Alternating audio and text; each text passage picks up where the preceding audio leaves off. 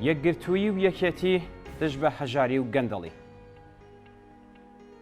ئەو دروشمەی سەرەوە بۆتە یەکێک لە دروشمە سەرەکیەکانی خانەنشینان لە ناڕەزایەتی و کۆبوونەوەکانی هەفتانەیاندا.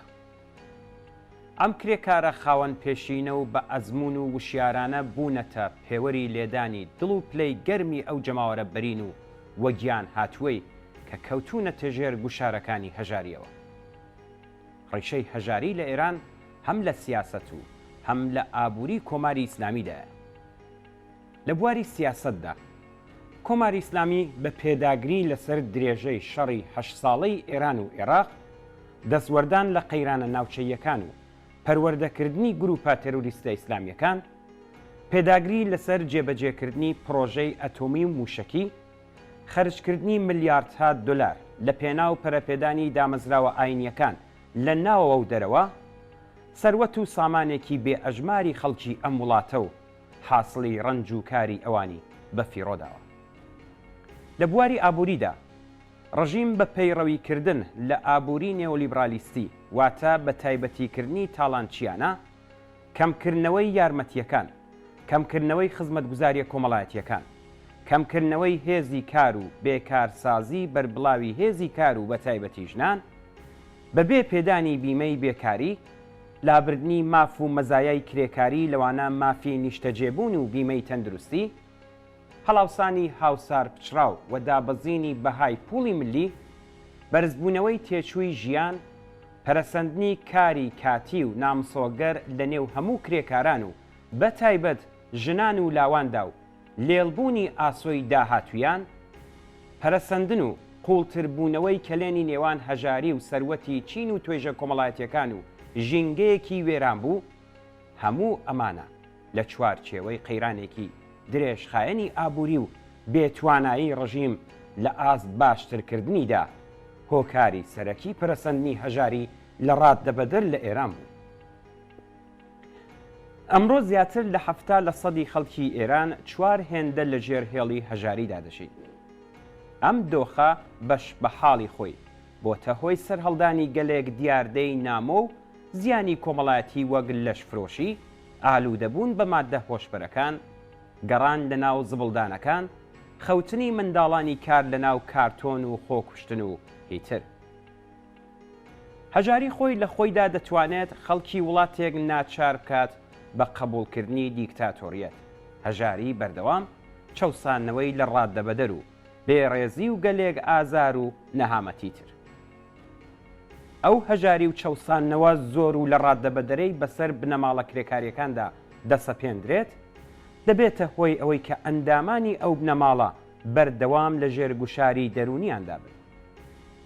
ئەوان بە منداڵ و گەورە و بچووکەوە کار دەکەن، بەڵام بەو حاڵەشەوە بە ئەستەم دەتوانن بژێوی ژیانیان دابی بکەن. هەوڵەکانیان لە پێناو پەیداکردنی بژێوی ژیان و هەژاربوونیان ڕۆژانە لەگەڵ بێڕێزی پێکران و نەزمی پێگەی کۆمەڵایەتی بەرە ڕوویان دەکاتەوە. بوونی کاتێکی بەتاڵ بۆیان بۆ تەشتێکی مەحاڵ و تەنانەت بۆ بیرکردنەوە لە دۆزینەوەی ڕێگا چارەیەک بە مەبەستی گۆڕینی چارەنووسی خۆشیان لەگەڵ گەلێک ئاستەنگ بەرە ڕوو دەبنەوە. سەقامگیری بنەماڵەیی و تەنانەت تاکە کەسیشیان بەردەوام لە مەترسیدایە. لەمڕۆوە خەریک بوون لەگەڵ کاروباری سیاسی و کۆمەڵایەتی و خەبات لە پێناو مافە ئینسانی و دیموکراتیکەکان بۆیان کارێکی ئاسان نابێت و بەدەستهێنانی هوشیاری سیاسی و چینایەتی و ڕێکخراوبوون شان بە شانی هاوچینەکانیان کارێکی ئەستەم و دژوار دەبێت.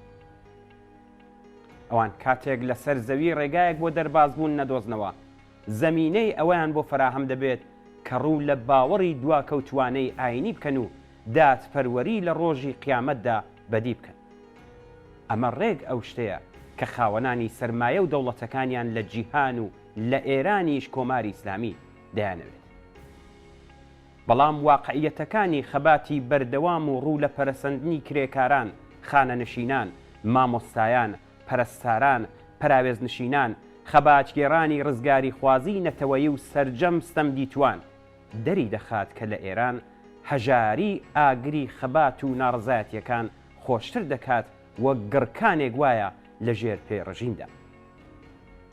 جگە لە خەباتی بەردەوام و شێلگیرانە دژ بە گرانی و لە پێناو زیادکردنی حەقدەست و دابینکردنی بیمەی بێکاری و پزیشکی، زیادکردنی مافی نیشتەجێبوون و یارمەتیەکانی دیکە لەلایەن کرێکارانی لەسەرکار، کۆمەڵگا شاهدی دوو ڕاپەڕینی گەورەی دژ بە هەژاری و بێمافیەکانی دیکە لە مانگەکانی بە فرامباری 1396 و ڕەزبەری 98دا بووە.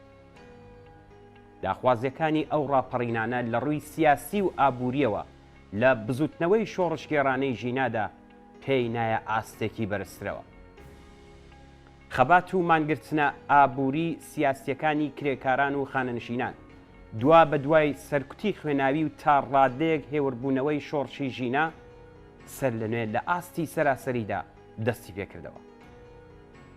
ژمارەی چالاکیە کرێکاریەکان کە پێش لە بڵاوبوونەوەی کۆڤیدی-19 لە ئێران گەیشتبووە زیاتر لە 4,000 چالاکی کرێکاری خەریکە دووبارە بەرز دەبێتەوە. بۆ نمونە ئەو خەباتکارانە لە ساڵی ڕابردوودا زیاتر لە 2500 جار لە مانگرتن و خۆپیشاندان و کۆبوونەوە ناڕزایەتیەکاندا بەشداریان کردووە. هەویش لە وڵاتێکدا کە مانگرتن و خۆپیشاندانی سربەخۆ لە ڕووی یاساییەوە قەدەغە کراوە و بە پێی یاسای شەریعەت حرامە. ئەم خەبات و ناڕزایەتیە سیاسی ئابووریانە بەیانگەری ئەو ڕاستیە سادەیەن کە موچەخۆران و خانەنشینەکان لە ژێر باری ئەو هەژاریە تاقەت پڕۆکێنەی کە لەلایەن ڕژیم و خاوەنکارەکانەوە بەسەریاندا سەپێنراوە تووشی گەلێک ئاستەنگ و دژواری هاتوو، بەڵام کۆڵیان نەداوە. ئەوان لەسەر بەستێنی ئەو هەژاری و بێمافیە سیاسیە نەک هەر نەبوونە دیلی ئەو چارە نووسەی کە کۆماری ئیسلامی و خاوەنانی سەرمایە بۆیان دیاری کردوون، بەڵکو لە خەبات و ناڕزایەتیەکانی خۆیان لە ڕووی چۆنایەتیەوە زیاتر گەشە پێداوە. لەو پتر لە 2500 چالاکیە خەباتکارانەی کە ئاماژەی پێکرا، زیاتر لە 1100 چالاکیان لە بەشی پیشەسازیە سەرەکیەکانی وەک نەوت، گاز، فولاد، پێترۆشیمی و توانەوەی ئاسندا بەڕێوەچووە. ئەو ئاکسیۆنانە لە جاران ڕێکخراوتر بوون و ڕێبەرانی نوێیان لە جەرگەی خۆیاندا پەروەردە کردووە کە دەور و نەخشیان بەڕوونی بەرچاو دەکەوێت. کرێکارانی فەرمی نەوت، پەیمانکارانی ئەرکانی سالس، کرێکارانی گرێبەستی نەوت، کرێکارانی خاوەن ئەزمون و پێشینەی هەفتەپە، کرێکارانی فولادی ئەحواز، کرێکارانی وشیار و خاوەن ئەزمونی خانەنشین کە بوونەتە بڕبڕەی پشتی ئەو خەبات و ناڕزایەتیانە وردە وردە خەریکن لایانی سیاسی خەبات و ناڕزایەتی ڕێکخراوەکانیان بەرجەستەتر دەکەنەوە و هیوایەکی زیاتریان بە کۆمەڵانی خەڵکی هەژار و وەگیان هاتوو بۆ ڕزگاربوون لە دەست هەژاری و چەوسانەوە و سەرەڕۆیی بەخشیوە.